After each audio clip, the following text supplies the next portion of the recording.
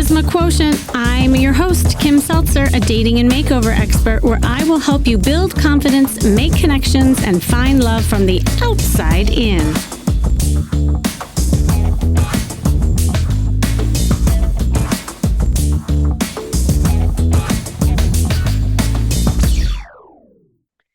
"400 episodes. Oh my gosh. I can't even believe that I'm saying that number out loud, because this podcast started as a passion project, a place for me to just kind of share my tools and stories and things that I was doing with clients, real life advice to help you boost your confidence, and even just to have you all get a snapshot into what I do with real people to help them attract love and create chemistry in dating. And now, 400 episodes later, it has become a global community. I mean, people from all over the world listening, of smart, heart-centered singles, and you all are making real change.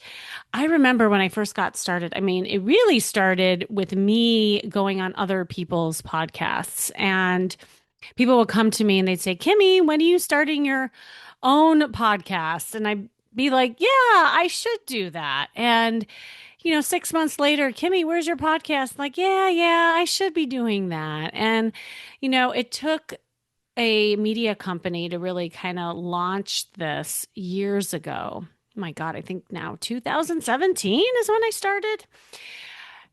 That is when everything started. And I laugh sometimes when I think about my first episodes. If any of you just go back to like the first 5 episodes, I sound like I'm recording in a bathroom because I didn't have the right audio on. It was recording from the computer. And, after that, I was horrified and I was like, "Oh my God, I can't put these out." And then I started thinking about, the perfection paralysis that happens. And, I talk about this in dating. Well, it shows up in different ways. And I said, I got to practice what I preach. It's not perfect, but I need to just take action. I need to launch. I need to just do something. And because of that, 400 episodes later, here I am. And I'm so proud of this podcast. I'm so proud of you. And, again, I'm so filled with gratitude on just you listening to this show, and it keeps me going. So this episode, really, it's a celebration. It's not just of a podcast. It's about you.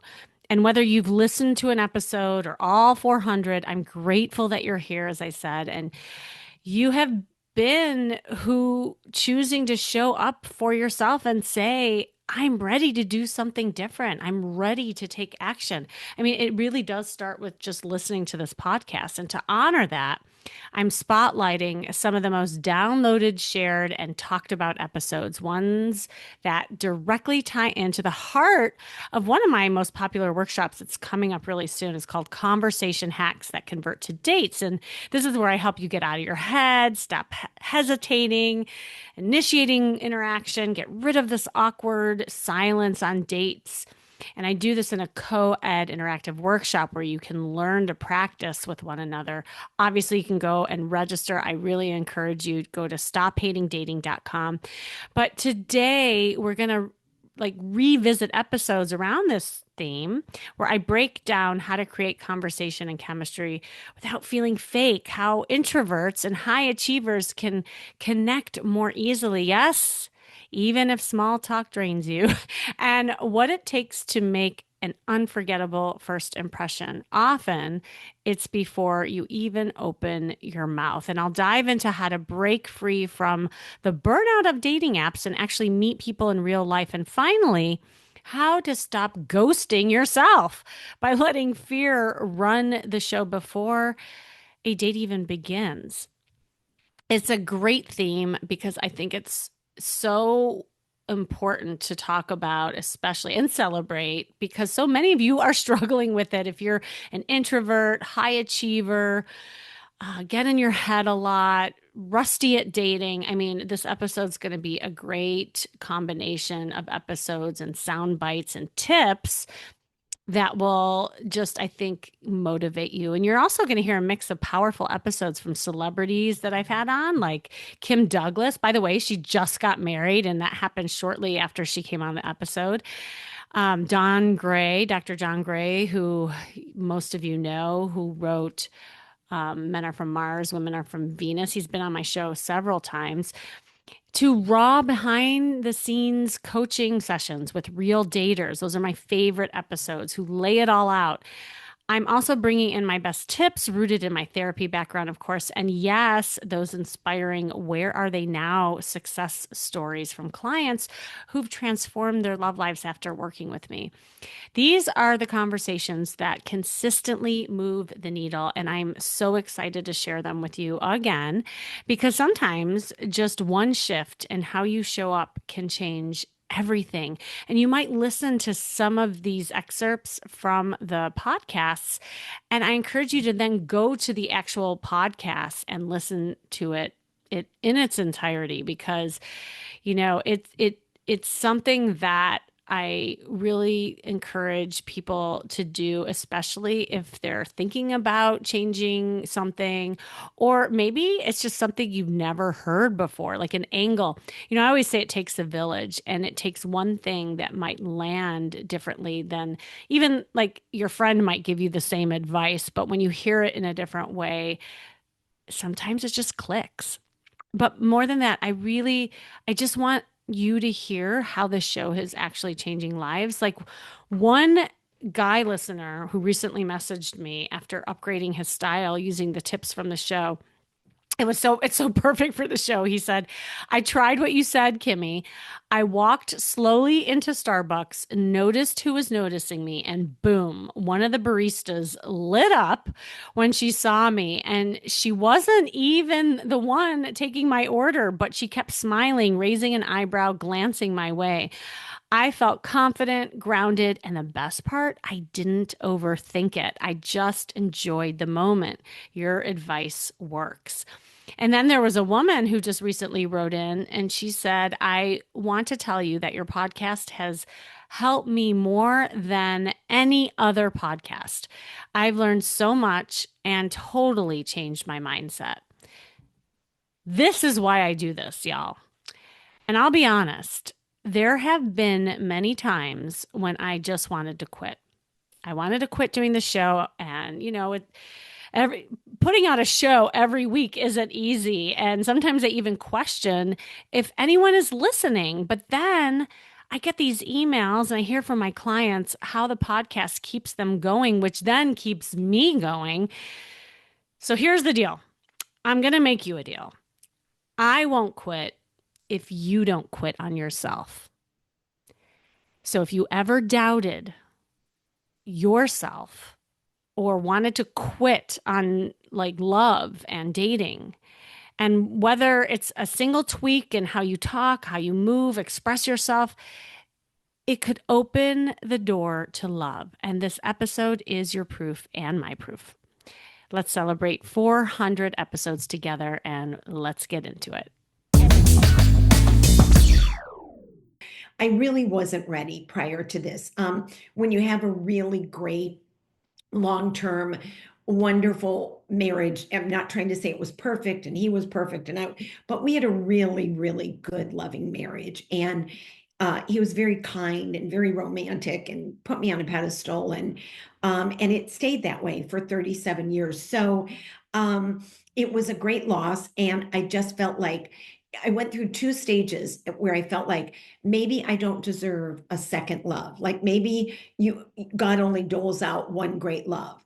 And many of my girlfriends and friends said, no, you can't think that way. We all deserve love, and we deserve it as often as it comes our way.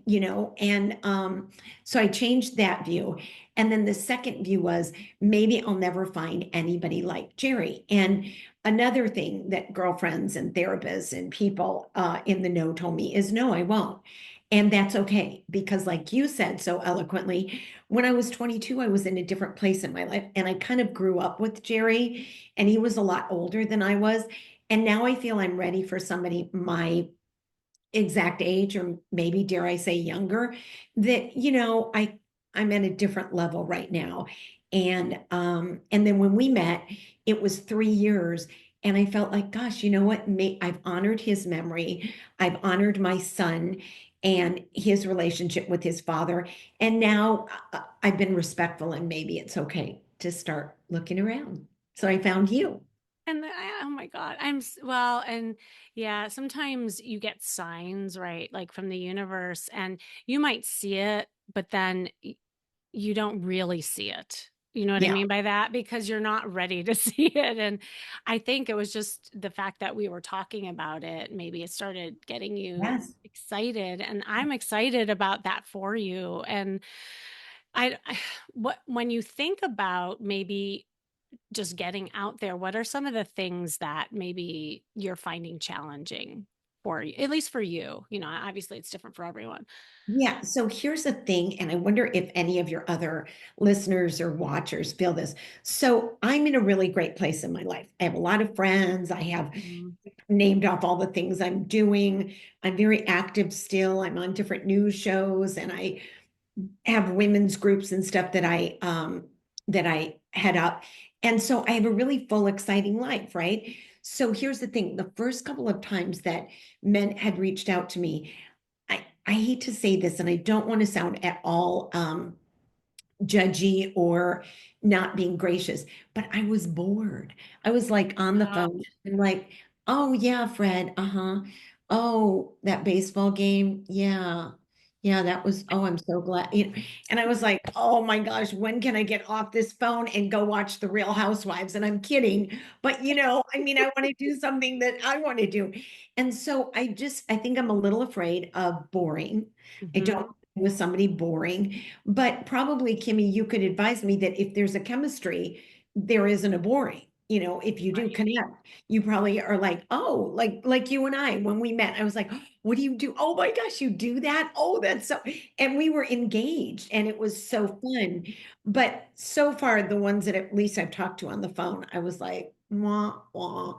So I'm afraid of boring. And Mhm. then I'm afraid of two other things that I want to run by you. One is I got on the phone with somebody and immediately they started talking about their two or possibly three, I can't remember, ex-wives that were such bitches and Oh, just wanted their money and were so, and I was like, oh, if he's going to talk about three women like that, I wonder if he's going to talk about me like that. And he's had a very negative experience with women in marriage, and I haven't. So that was my second fear.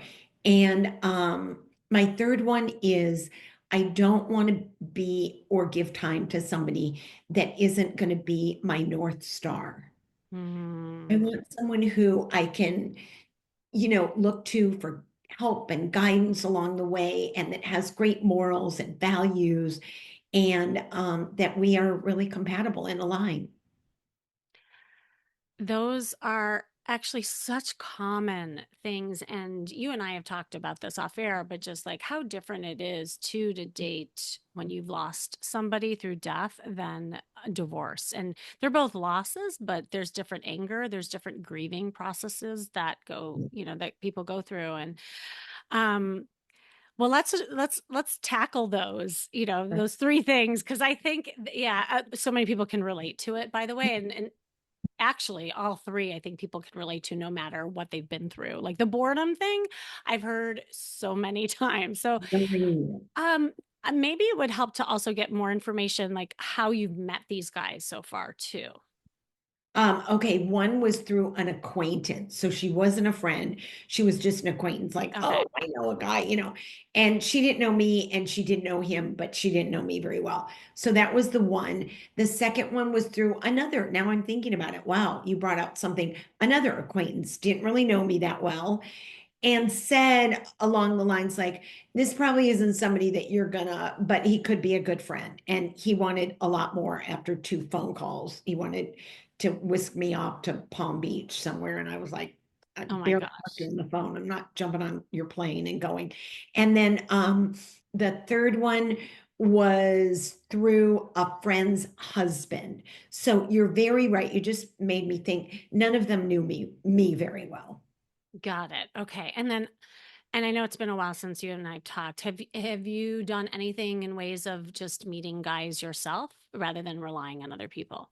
No, no. And Okay. I'm petrified, Kimmy, petrified of online dating. I mean, I'm just Okay. like, oh my, what if I get a mass murderer or what if, Okay. I mean, and of course Right. I'm kidding, but being in the news business, I hear all these Yes. horror stories and it's like, and also not that I'm, famous in any way, but I've been on television for most of my life. So I don't want to get somebody that is like, oh, I know her from, let me go out with her, not because of anything about me, but just because of recognition. Yes. Yes. You want someone to like you for you, not Yeah. just who you are. And that's such a common thing.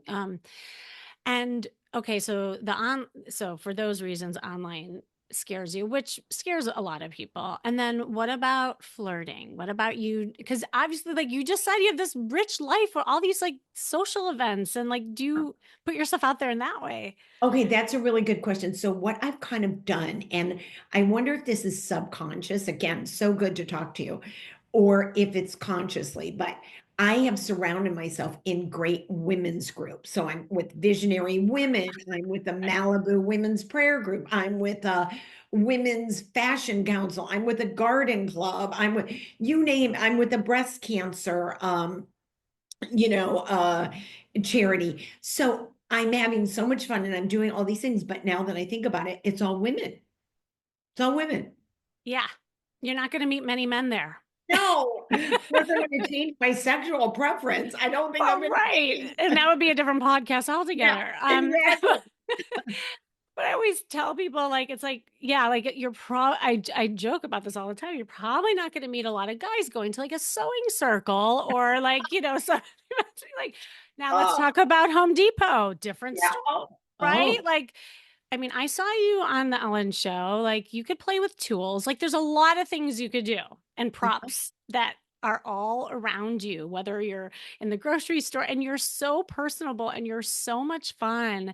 I can only imagine if you start being intentional in that way, who you can meet. And then on top of it, really like thinking about using these groups even that you have, and I know that they're Mhm. women, but everybody knows somebody, and could you put together other groups with some people but make it more for like singles or focused, something like that. Like there's ways of being strategic. That's why I like call myself more of a strategist than anything these days, because it does, Yeah. it like takes strategy for some of this stuff. I mean, we're not in our 20s anymore with prom around us and high school and all that. So I think before kind of going over your challenges, I think you have to really think about what you've been trying so far, even just to meet people in general. Yeah. Zero. Zero. Okay. You're really right. Yeah. And I think I talked to you about this, and I say this a lot, is that it's almost like your financial portfolio, right? Like you have to diversify as much as possible on your dating portfolio in order to get results. And it really is like a numbers game. And once you start being intentional and start thinking about different ways, then you can worry about all these three things that you're worried about. Do you know what I'm saying? Like you're not there yet. Like you don't Mm-mm. have to worry about those things. Like that's all like outcome based worries. And dating is just about having fun. And even, flirting is to be intentional Mhm. and really put yourself in a position where you're acting as if you are attracted to that person, but no serious intention of an outcome. And I think like Kim and you and I talked a little, so but I just want to highlight it for this is you can get just it's getting back to who you are, really. The core of who you are.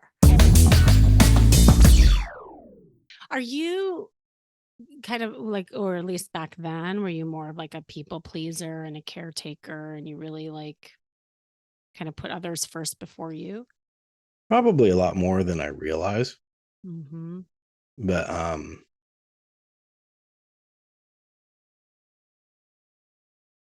yeah, I also think I was just kind of selfish idiot too. Um, but I mean, you get six of one, half a dozen of the other. So Yeah. Yeah. yeah, Where did some of that come from? Like, like growing up, were you kind of like that kid who just had to deal with stuff himself and kind of please your parent? Like, I don't know. Like, I was just wondering because I don't know much about your upbringing. yeah. Actually, it's funny you mentioned this. So get a little personal. I don't mind, but like a number of years ago, there was this woman that absolutely broke my heart, and I could not get over it, and I couldn't figure out why. It didn't make sense. Like every other relationship I had, it's like, I mean, it always hurts, but this was like a different kind of thing that left this trail of destruction. Mm, It seemed like through everything else, where it's like I just couldn't open myself up emotionally to anything good after that. And if I did, it would be like, oh, I need to run away from this. mm, And it wasn't until and I was really surprised I didn't make this connection because everything was good. This was a serious thing. It's like, oh yeah, we're gonna move in together. We're gonna get married. All this stuff, and then just one day, boom, out of the blue, and it goes back to me attracting like the NPD types, mhm, which mhm, turned out she was. I didn't realize that until years later either. Um, but I couldn't get over that. I couldn't figure out why. I because it made no sense of when the end of that relationship happened. mhm. And then when I somehow ended up, I'm like, okay, well, what is it? There? It's this feeling of grief of loss that came out of nowhere, and it's like I was able to trace that all the way back to when I was 7, and my dad died all of a sudden. Oh, So there was this, this pain, this grief in the past. This like all of a sudden somebody you love is just gone, yeah. and maybe you think in that case, the death of a parent, but then it's like you don't realize that, like, 20, 30 years later, you're playing that same chord Mhm, in a mhm. completely different area that seems completely unconnected, but it's still like pressing on that same exposed kind of nerve, which is Yeah. good because then it allows you to go, okay, well, now I need to work on this. I thought there was work done. Nope, there's more to be done there. Mm. Well, So I think that's that huge. definitely played an Yeah. impact on Mhm, it. And kind of growing up, I was just kind of on my own. Kind of grew up in a rural area. There weren't many people around, mm. so I did my own thing, and I got Yeah. used to just doing things myself. So I think that's kind of where the introversion sort of came from. Yeah. Yeah, that no, those are 2 big pieces that I think have a strong connection. And just a quick question, like how was mom after dad died and like just in relation to, how she was with you, how she handled it? Probably not well. Mm. Mhm. I think it was more of just kind of like, yeah, this happened. Keep your head down, carry on, kind of thing Mm. with her. So, um, definitely not a healthy way of processing kind of grief and loss in my family. Mhm. But I mean, like you wouldn't know it. Uh, Mhm. as a kid, it's just kind of like, okay, why is everybody acting so weird? Yeah. Why am I weird for being upset? Yeah, and then maybe kind of suppressing that more than you should instead of letting it go. Mhm.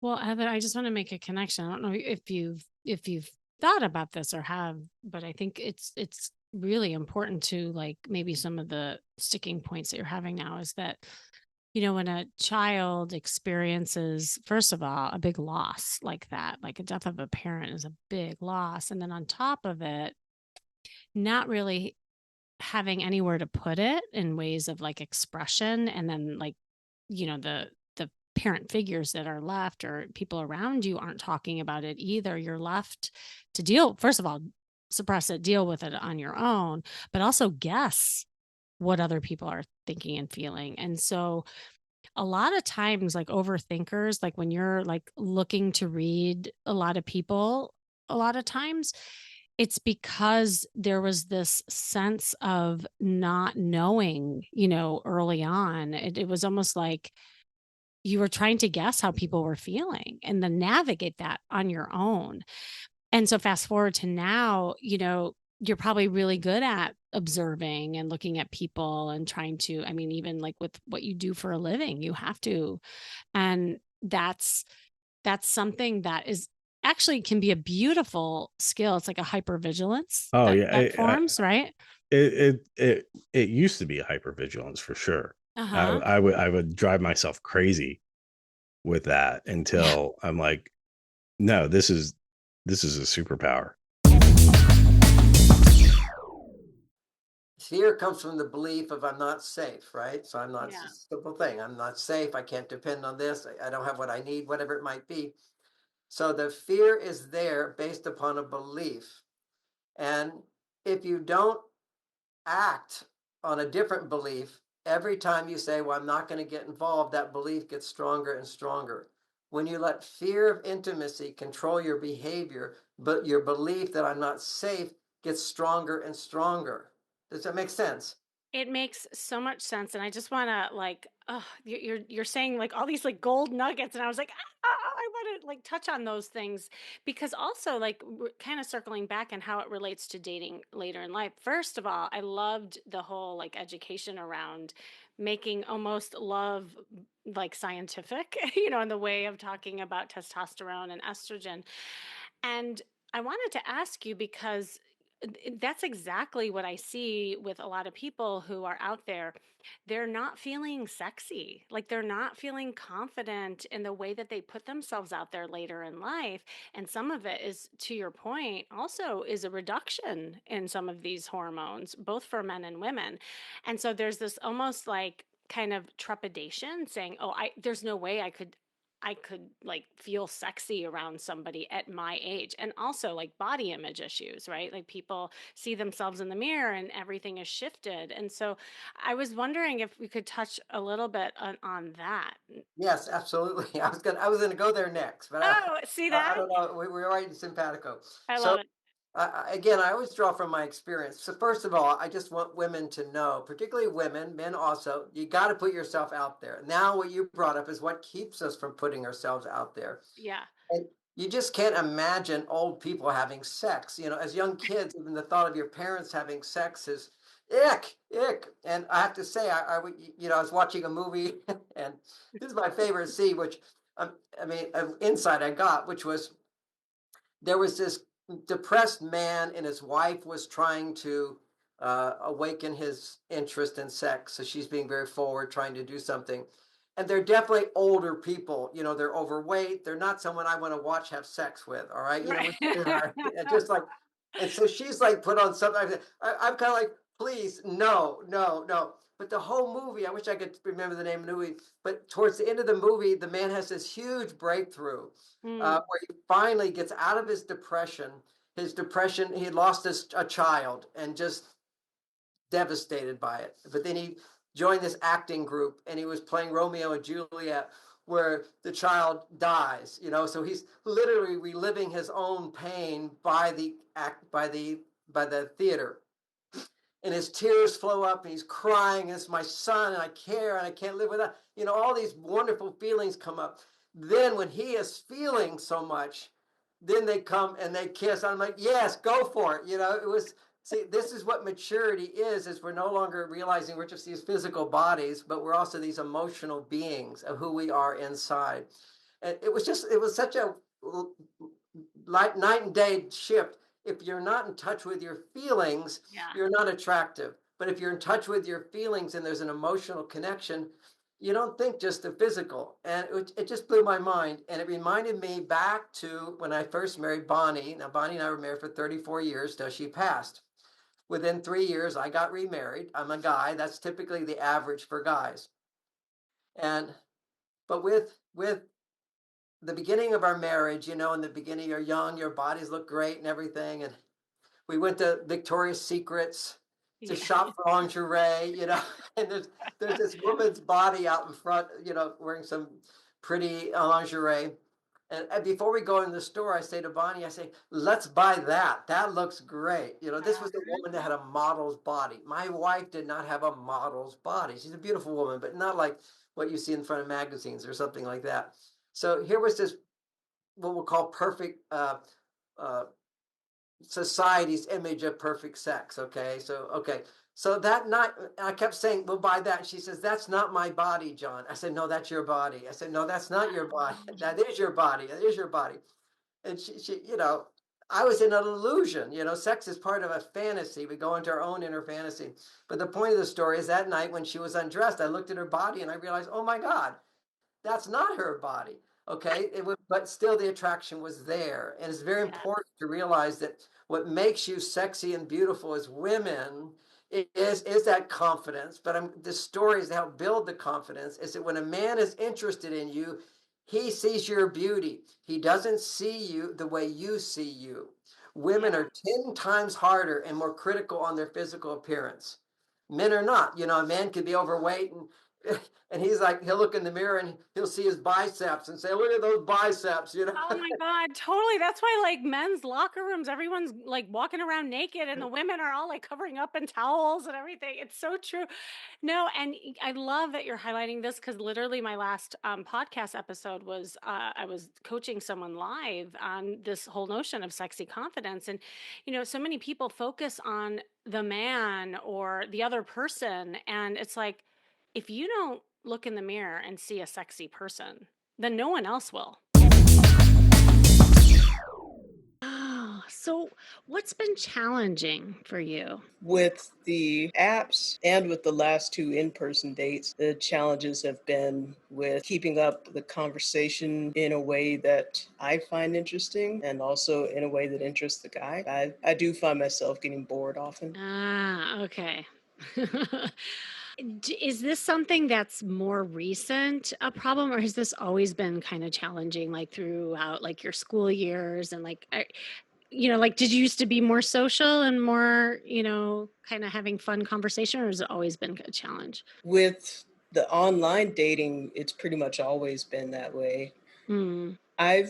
I've had good social outings earlier in my life, but usually not with a guy where it was technically a date. Mm-hmm. Hanging out with friends, I've had good times. So like you laugh, you have fun, you're not bored when you're with friends? Right. Okay, so what's the difference, do you think, when it comes to men then? I'm more used to conversing with ones who I already know from something else. Ah. Then in the past 2 years, they've been people who I just met through that. So what is hard about it? Because it sounds like maybe with new people is where you had more trouble. Is there some fear around meeting new people? There's some concern about making sure that there's no safety issues online. I think it's more just a matter of thinking of what to say. Sometimes feeling a little awkward because I know some of the things I like to say are rather obscure, not that popular. Really? Like what? I'm into classic movies. I'm into a lot of vintage stuff. My hobbies tend to be things that aren't typical for somebody my age. Playing bluegrass music, going to art museums. Okay, wait a second. I thought you were going to say like underwater basket weaving or like I'm waiting for the clincher. Like she's like, "Oh my God, this is going to be like really weird and obscure." Those have been obscure enough. Okay, but Kay, like vintage stuff and movies and bluegrass and art music, like I want to date you. Like there's nothing wrong with that. That's like fun interesting stuff. So, I mean, one thing is that it sounds like you're not finding your tribe, so to speak. I mean, that could be like, one area, but I'm trying to understand, like you said something about feeling a little awkward and you're trying to think about what to say. Like, are you in your head a lot? Yeah, I have been, but that's something I've been working on since the last time I attended your workshop. Ah, yeah. So I am in my head less. Good. That's good. Okay, but it sounds like there's still some conversations happening in the head. Yeah. What are those conversations? Like, what are things that you're thinking about? Like, if I were to open up your head like a movie and I would see like what's going on in there, what would I see? Like, what are you saying to yourself? I hope he likes my new dress. What am I going to order? Okay. I'm wondering what his hobbies are. Mm-hmm. I'm wondering what makes him laugh. Got it. That's what comes to mind. Okay. Can I make an observation? Sure. That's okay. I'm exhausted for you, by the way. Like, I'm just trying to think, like, if I was in your head, I'd be exhausted because you're spending a lot of energy worrying and thinking about other people, other things, rather than just connecting and how you feel. Okay. So in other words, I think and this is a very common thing that I help people with all the time. And that when you're thinking about what to say and how somebody thinks of you, views you, if they like your dress, if they think you're pretty, all of that, you're losing the moment. You're losing the now, right? Like you're losing that emotional connection to have with someone. And it also sounds like you're spending a lot of time thinking about facts, like things to talk about. Yeah. Why can I see yourself smiling right now? I could see a smile coming on. Yeah, because here's the thing. It's not what you know that makes a connection. It's how a person feels when they're with you. Can I ask you, do you tend to not really like open up and talk about feelings much? I talk about feelings with my family and friends. What about when you're on dates? Like, do you let men really feel you? First date, not likely. I feel like there's this energy from you that you kind of have your guard up a little bit. Yeah, that may be true. What's that about? Some of it's habit. Have you been hurt before? Is that part of it, or? I don't have much relationship baggage, but I have a habit of preferring to talk with people who I already know something about. If the first impression with a stranger doesn't make me laugh or make me immediately interested, I tend to wait and observe. That's also a common thing, is that it sounds like you're so used to waiting and being more reactive to people rather than proactive. It's like what I said in the beginning of the podcast with that woman, it's like you're waiting for that energy, you're waiting to see if you can trust. Like there's something about trust that I'm picking up from you. Like, is that a theme with you? Like, you wait to trust people? I've got the experience with the folks who I wait to trust, and then I have the other people who I just click with immediately and continue to like them for years. I'm just wondering if that's really affecting like your dating, because obviously there's something happening where things aren't progressing, right? And usually when I hear that, there is usually like kind of this guard that goes up that doesn't allow for the progression to occur, because I have a feeling, and I met you, and you're this like wonderful, gorgeous woman. And now that I like know who you are, but I think with your body language and your messaging and the way you come across, it's almost this notion of, well, what do you got for me? And then you'll be warm, and then you'll open up, and then we'll see kind of that side of you. But by doing that, you might also be confusing guys. you got to do the work. Like you really do have to look at yourself. And it's not until you really feel settled within yourself that you have your own confidence, that you're not dependent on the validation of somebody else or the text that you get or the DM that comes up, it, that's when you're ready. That's when you're really ready, I think, to open yourself up, and attract the right partner for you, because otherwise you'll attract like a lot, I always call it a lopsided, situation with your relationship. So yeah, no, I love that. And then also the whole thing of just, that communication piece once you do find somebody, it's so true because we all bring our baggage with us, and it's what we do with that baggage is what's important. Like you could dump it on each other, or you could say, "Hey, here's what's in my suitcase. Let me see what's in your suitcase." Right. And And how can here's what we I'm like gonna carry, and here's what you're gonna carry. yes. And could we unpack this together? And Mhm. are there ways to combine suitcases? Like Right. I think that that's so important with that. Well, and I know that in your book you also had stories of real life couples break down, kind of the pieces of today's marriage conversation. Do you want to talk a little bit about that? Because I'm curious about some of the findings that you had.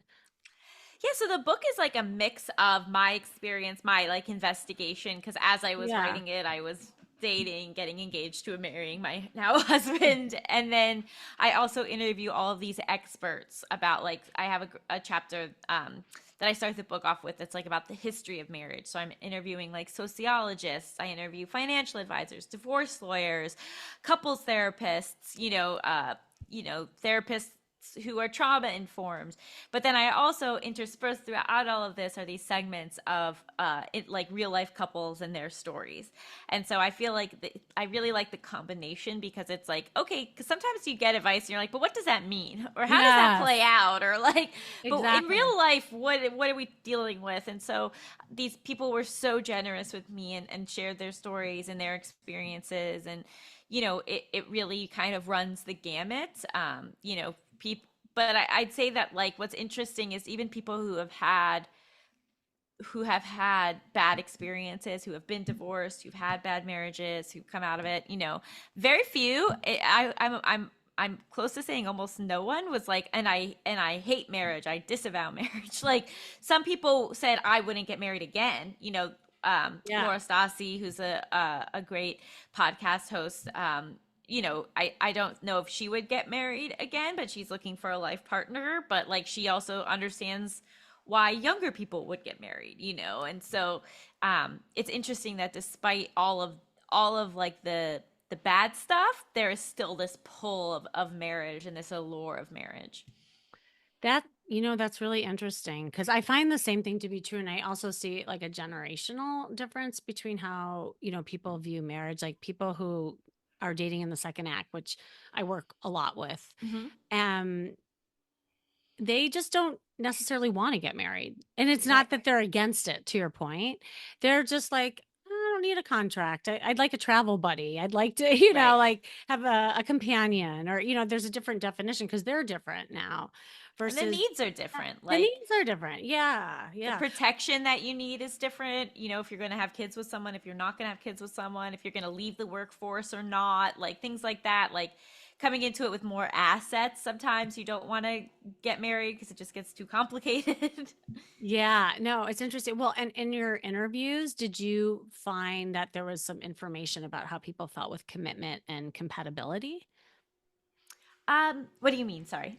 Yeah. Well, like, some people like the couples, I think that issues around like commitment is huge when it comes to a certain contract or marriage. And Mm-hmm. was there, and again, it's just more of a question that I had as you were talking. And also with compatibility, like because there's so many different things that go into being a couple, and Right. I didn't know if there were like certain, I don't know, key themes or elements that were extracted from these couples. And it could be anything, not just commitment or compatibility. It was just something that came to mind. So one of the chapters is sort of about like how do you pick your partner? Like how do you Oh, know uh-huh. if like you're compatible enough with somebody? And the answer is like it's different for everyone, but there are certain traits that will make your life easier if you're sharing it with another person. And one of those is the ability to just like compromise, right? Like as I was sort of Yes. alluding to earlier, one of the parts of partnership is that you have to account for this other person's feeling and life for the rest of yours. And so, having somebody that has some flexibility, that has some wiggle room, that is willing to, value your needs the way that they value their own needs is really important. And then I would also say that having the shared values, I Mhm. find to be more important than having shared interests. So, Oh, 100%. I'm so glad you you said that. Yes. like you can, like for example, my mother unfortunately passed away last month, but before that she was married to my father very happily for 45 years, and they couldn't have more separate interests. Like my dad's like a poker, tennis, like uh what else does he love? He loves poker, tennis, fantasy baseball. My mom like wants to read Russian literature and knit. Like they had some shared interests, but they had a lot of different interests, right? Like for their first date, he invited her to see King Kong, and she thought he was kidding because like she was used to going to like art films. But they had the same outlook on life, and they valued the same things. They both like really prioritized family. They had the same ideas about like how to raise their kids. They had the same politics, like that kind of stuff is like what's going to carry you through. And like whereas it can be good to be with someone who has like some separate interests than you, because either they could introduce it to you or they have their own social circle outside of your relationship. But it's really hard, I think, when like you just view the world totally differently and you prioritize totally different things. I'm so glad you highlighted that, because when I'm working with people, a lot of times what's on their list of like the must haves have to do with like looks, activities that they like to do together. It's kind of like these superficial things that seemingly are important, but in Mm-hmm. the end, you're absolutely right. It has to do with, the values. And, I do this thing called data dating, and I have people fill out charts as they're meeting different people on compatibility and chemistry analysis. And it's really interesting because when people take the focus off the shiny objects and they're really looking at that deeper stuff, all of a sudden they see people differently. I mean, Mm-hmm. and to the positive and to the negative as well. Right. So, and I actually think it works sometimes better when people have different interests, because then, like say the man likes certain things, he can also do those things with his buddies. And I think it's really important to have a separate life from the couplehood, that, like you have time Definitely. with the couple as a couple, then you have time with your friends. That's super important. In fact, I know a lot of marriages that fall apart because they didn't have anything outside that interests them, and they had no other like social circle and friendships. So I think the balance is really important.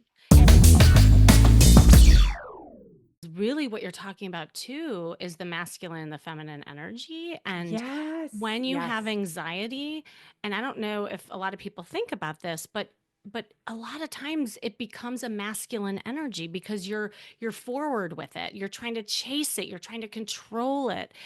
And then that attracts a certain lopsided type of relationship, right? And so Yeah. what you were talking about is a leaning back. I call it queen bee. It's when you're on your Oh, throne and you're leaning back and you're like, come hither. What do you got for me, fella? you know, I love that. Right. And so, like, That's a even great like, I visual. can imagine like a meditation where you're just sitting on a throne and you're just the queen bee and you're having the gestures, come over to you, and dancing circles around. And the thing that is so powerful about that is like what you said is like that knee jerk reaction to want to control, you have to let go. And it really is a letting go. It's a relinquishing of that. And It's a it's total surrender. freeing, right? Like after you got Yes. through it. Yeah. Yeah. When you're on the other side, you're like, oh, I have to float on the river. I have to float on the current of the river. I can't just like constantly try to swim upstream, right? It's so powerful. And, to kind of to bring back this conversation into practical terms, like the Mhm. way I remember using meditation during that particular season of my life, like between the last breakup and when my husband and I got together. I remember actively using meditation, obviously to calm down, obviously to kind of get me out of those high intense moments when my brain is just spinning and obsessing over that text or obsessing over whatever, like what conversation did I say all the right things, like all of that stuff, right? But um and helping me get into presence. But deeper than that, I used meditation as a way to come inside and be like, what's the right thing to do right now? Mm, Not according to the script, mm, not even according to what past Katie would have done, but what do I truly want?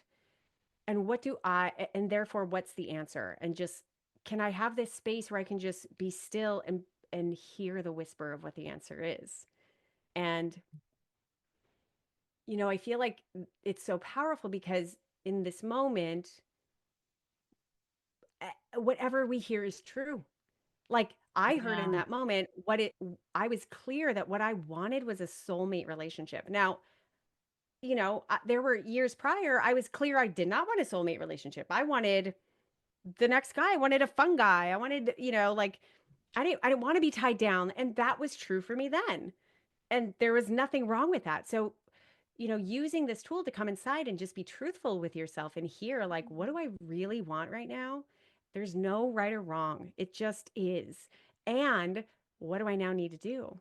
And if the answer is, by the way, oh, I need to break up with the guy I've been kind of dating because he's pretty on paper, but he's not it. Then the next step becomes, let's bravely take that action based on that whisper. Let's bravely do that. And that's Mm. terrifying and also liberating. And one more huge step that you make towards building a life that is 100% authentically you. Ugh, I love that. I love that. And I know it's that scary part is also so crucial, right? Because I always talk about like you only really change that state when you're in a state of discomfort. I mean, no one changes when you're comfortable, right? Otherwise, you don't need it. You don't need something. Right, So right. it's so powerful. So I have a question about the meditation thing because personally, and I'll just be honest, I'm not a meditation girl. Okay. Yeah, So, and I know there's a lot of listeners who are like, oh, it's like really woo woo. And like, I'm not a woo woo girl. I'm a high achiever. Like, I just need practical tips and that kind of thing. And even like myself, like, I've struggled with it. So, I'd love for you to like talk to us, those people, yeah. about how you use meditation. Cause I feel like you use it in a different kind of way that I think a lot of people could embrace. 100%.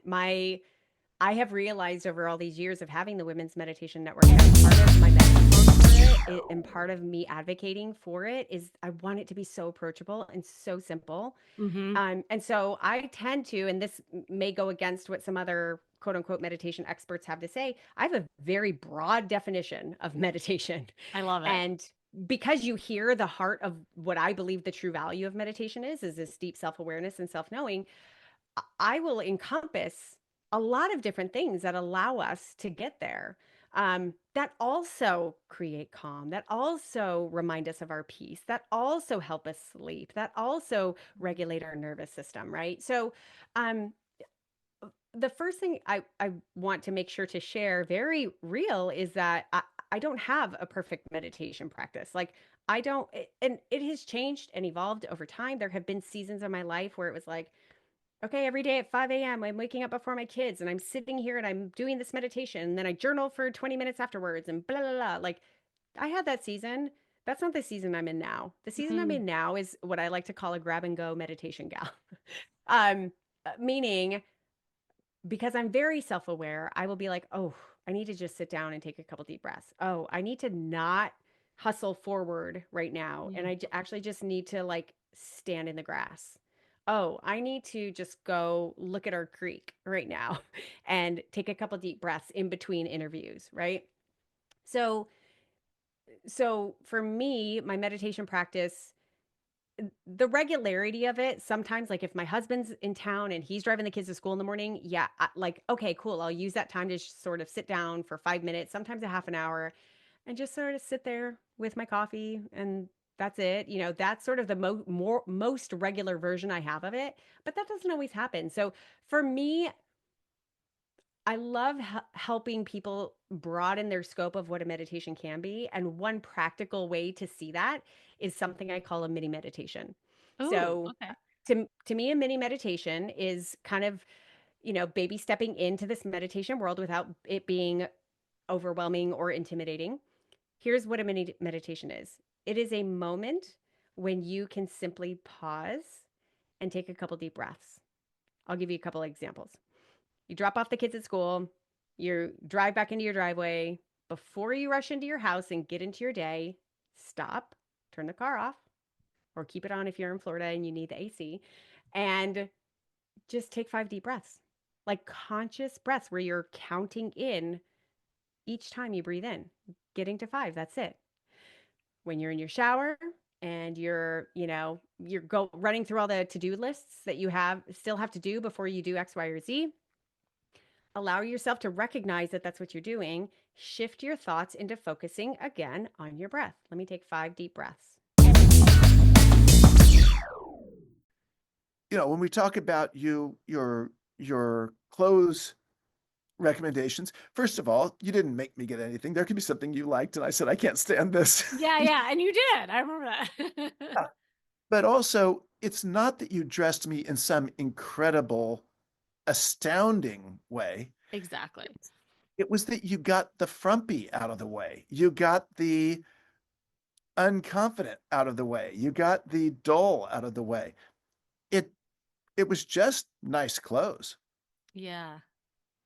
That's And you, it. well, I think it's like you just needed to own it. Like you needed to shine. You needed to Yeah, feel what other people were seeing in you that you just hadn't come into yet. And right. I think and you know what's funny about that story going back to the whole arm thing, and I don't know if you remember this, but it that wasn't the only time because I wouldn't have highlighted it. That moment in the pet store when you saw that woman, I decided to say something because I saw it 2 other times right before that. And I'm Oh, like, I didn't remember that. That's funny. yeah. And I was like, see it once. Okay, it's just something that happened. See it twice. Okay, make you pause 3 times. I'm like, okay, Doug, we got to talk. Like that was when it solidified that okay, this is something going on. That was Got a really severe case of tennis elbow, Doug? Is there something? yeah, like what is that? But it also shows, for you listening, the way our confidence is perceived, most of it is nonverbal. It's the way we move through life. 93% of communication is nonverbal, as I always talk about, but people get so caught up like in what to say rather than how to show up. And I think that was what your journey was. Like this story, you learned there were so many breakthroughs that you had, and we did deeper work together, obviously, but it was the outer, you know, piece that just hadn't synthesized with everything yet. And I think once the symbiotic relationship between the outer and the inner kind of came together is when boom, like things just started clicking. Hmm. Yeah. And and again, we're born with that. Yeah. Look at a baby. What's the difference between inner and outer? Nothing. Hang around a baby enough, the inner comes to be outer. It's just Right. And that's the thing, like, well, and as adults, like life happens, trauma happens, and you take the baby and then we have all these layers, and all of a sudden we're protecting ourselves, whether it's with the arm or whether it's with the face, not like looking down, not looking at people. There's definitely different ways that we protect ourselves.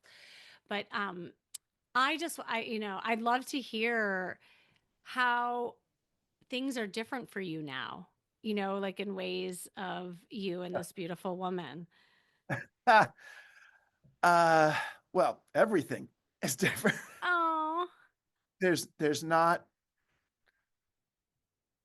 uh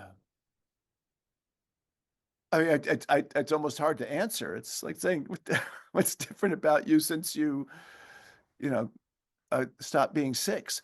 It's, Yeah. but the relationship, well, ironically, although our life stories were very different in terms of literally the paths we'd taken, they have a lot in common. And one thing in common is we both were people who had been in multiple relationships that had gone bad for whatever reason, and some of them not terribly bad. Some cases, you're friends afterwards, but just the relationship side goes bad. And so we both walked into this with trepidation and really, really hoping it would work.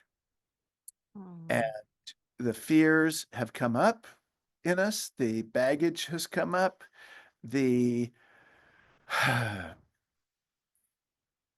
anger that we've had bottled in us has come up. But I learned something in as a therapist some years earlier, that people often ask this question about what is the secret to marriage? What's the secret to making a marriage last? And I say, and this sounds flippant, but I'm really serious with what I'd learned working with couples.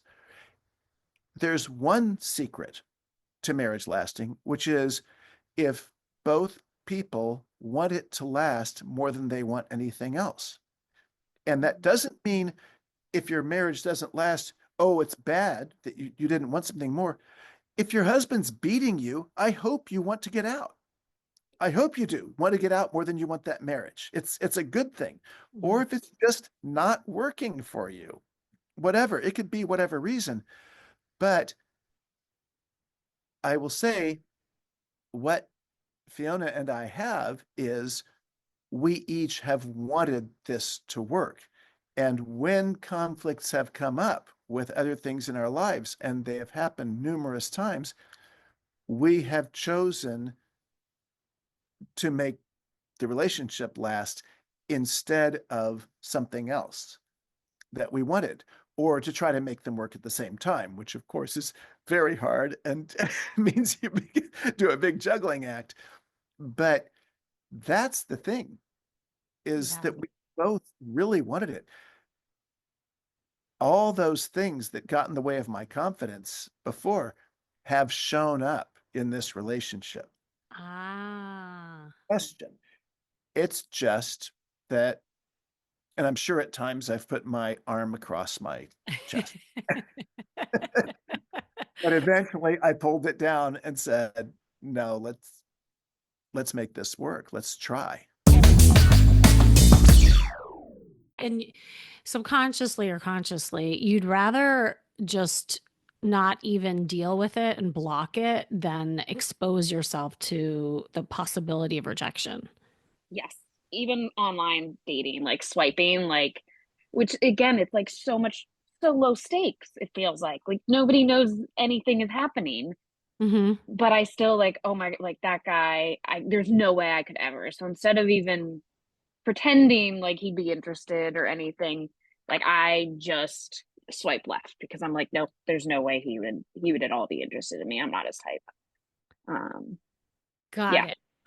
I want to go back to the bullying that you had growing up because it sounds like there's such a strong association with what you experience with where you are now. Like, like it's Yeah. in terms of like, yeah, the stakes. Do you mind just sharing a little bit like what happened during the bullying? Like what kinds of things were you exposed to? So like it was very like my growing up and childhood was traumatic. Like the Mm. rejection that I felt from my peers. A few like specific things I remember are just like in elementary school, just always being like picked on and belittled. Never like being the runt of the litter. And then like throughout high school, I would like have plans with people and then they would cancel plans with me to go hang out with other people. Like very clearly like, oh yeah, I was going to hang out with you, but actually you're not good enough. Or I would be like, oh, like, hey, that sounds like something fun I would go to. And people would be like, actually, I don't think anybody's going to want you there. So sorry, no. So it was like, That hurts a lot. yeah, Yeah. And especially when I couldn't figure out why. Like, mhm, there never seemed to be like oh, I was being the annoying kid, or like I was a mean kid, or like I was a pretty normal kid. mhm. I was, so there, it never made sense in my mind of why it was happening. So, And was there any thing around your body?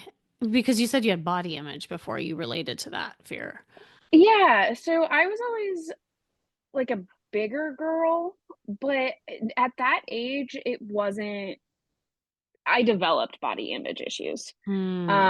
That wasn't really a prime factor Mhm. in growing up. Um, It's just compounded, like there's something now. yes. Right. Yeah. Okay. Got it. Yep. And then when that those experiences happen, were they mostly from other girls Yes. or boys too? Nope, it was girls. And so what was your experience with boys then at that age and then growing up? So I never really had guy friends growing up. Um, Mm. Gosh, I haven't even thought of that. Mhm. Yeah, like it was never, I was never hanging out with guys. I mean, again, I'm trying to think about anything growing up, and I was never, I think I was never like a tomboy, so it wasn't like I was ever hanging out with just the guys. And because the girls never wanted me around, I never got to hang out co-ed. So I never like got that experience. And Ah, so getting to college was really kind of my first experience having friends as guys. mm, And that college is a weird place to learn that. yeah. Because like I definitely was not at the same like emotional, like the maturity level that my girl, like my girl peers were at with the guys, if that makes sense. Um, Well, yeah. I mean, yeah. I mean, if you think about it, your maturity was arrested a little bit. Like you were picking up where you left off with no experience. It's almost like Hmm. college was more like junior high for you. Yes. Yep. And like thinking back on it now, it was definitely like I can think back on it now and see like, okay, yeah, those probably weren't the best. Like, it was definitely junior high. Yeah, right, right. Where, like, yeah. So, did you have then any negative experience with guys then moving forward, like in college and stuff? Yeah. So I had like throughout college, it was definitely more, and I don't know if this is just me placing feelings onto others, but it was like through freshman, sophomore year, it was very like the hookup culture. And that was not something that I knew how to navigate and be Hmm. comfortable with. And so the only like relation, like I have friends, but then like I didn't know, this sounds weird too for me, but like I didn't know how to show my body respect. So I didn't know how to make other people respect my body. Mm. So the guys kind of took advantage of that. In Mm. like like there was a lot of like inappropriate touching at like not appropriate times. And I don't like I didn't know that at the time. I thought it was just normal. And that was how like guys were friends with girls. And it also like I could tell that if I wasn't moving fast enough with a guy, then he kind of like he stopped being interested in me. And maybe again that was me putting feelings on him, but that's how I was reading it. Nobody ever took the time to be like, hey, like having that conversation about like where are you at? Like what are you feeling? Like I'm into this. Are you into this? We're like which I'm older now and that is a really important, that is something that I need and value. Mhm. Mm-hmm. And I mean, again, as college progressed, there were more negative experiences as well. And it was just never, I learned to respect my body and kind of draw those boundaries. But like by that point, the disrespect had got like, you can't really go back on some of that. And then there were just other instances where like guys just weren't respectful, and it kind of, I went backwards. I regressed. So Mm-hmm. it's just been a lot of like not great experiences. So Well, Sarah, I mean, no wonder you're fearful. I mean, no yeah, wonder this all just seems not hard. great. Yeah, no, I mean, my gosh, you went from like 0 to 10 to like Hmm. there was no sense of understanding courtship and learning how to pace yourself and kind of build emotional intimacy as well as the physical intimacy. And so Hmm. the message that you got is that dating is scary and that men take advantage, and then just added probably to the social rejection too Yes. aspect of it. Yeah. Well, yeah, and that's what I'm saying. Like, I mean, it's impossible to try to like throw yourself in and pretend like you're in the PhD program of dating when you really not only didn't ever really learn how to do it, but then the Hmm. little experience that you had was negative. And so it'll keep you in that like kind of protective cocoon. Like that shutdown that you're experiencing is so Yes. much safer for you because it's like to expose yourself like that. No, I mean, no wonder. When you think about it, I mean, love is a very tender subject at the core of it. Like you're asking for someone to choose you and to love you and want to be with you. And of course, it's like the one area that if we keep working at, it doesn't necessarily mean there's going to be results. Like, of course, there's ways to work at it to like, better your relational skills. But I mean, like, just go on date after date and not change anything beyond that. Like in work, for instance, the more effort you put in, you usually see that outcome. And that Mm. can really be fatiguing for people. Yeah, no, it is so true. And sometimes when people are almost like hyper focused on it too, Mhm. like that backfires as Yes. well. So, and especially if they're doing it wrong or they're finding that there are like kind of these pitfalls and if they're experiencing those negative things over and over again, then that's when people burn out and give up. Oh, Mhm. totally. Yeah. I just Yeah. remember like one of my friends when I was in the thick of the serial dating, just being like, I think you're doing too much. And like in the Yeah. moment, I was like, this is so infuriating. Please don't say that. But now looking back, I'm like, I think she was right. Yeah. Well, actually, I want to kind of start there because each of you went through your own journey dating, and obviously, like things have shifted in the world too in Yes. the last 10 years, But I was curious as you were going through your own experiences, what were some of the hardships and the kind of pitfalls, if you will, that you stumbled upon? I always thought I was the best dater in the world. Like if there was a trophy for pro dater of the year, like I thought I would win that trophy every year because I was very performative. I knew how to entertain people on dates. I knew how Uh, to make good conversation, but I realized I wasn't going deep. And this is really from my experience as a dating coach in New York. I thought that job was so easy. Like I fell into being a dating coach for men because I was like, "Oh, you just basically trick people into liking you and then you go on dates with them. Like how hard is that?" So when I was exploring deeper relationships and connections, I realized there was a block because I didn't know how to have these connections. And I always thought that once you're in a relationship, that's where you deepen your connection. And that's not really the case. I think the need for connection starts at date number one. Like Yep. you still connect with the people, even if it's not on a romantic level. So my evolution of like attitude towards dating over the years, it's not about having a relationship save you or to go deeper with someone. Is taking every opportunity to explore the deepest connection you can have with the person in your life. That could be a partner, that could be someone you're on a date with, that could be just a friend in front of you.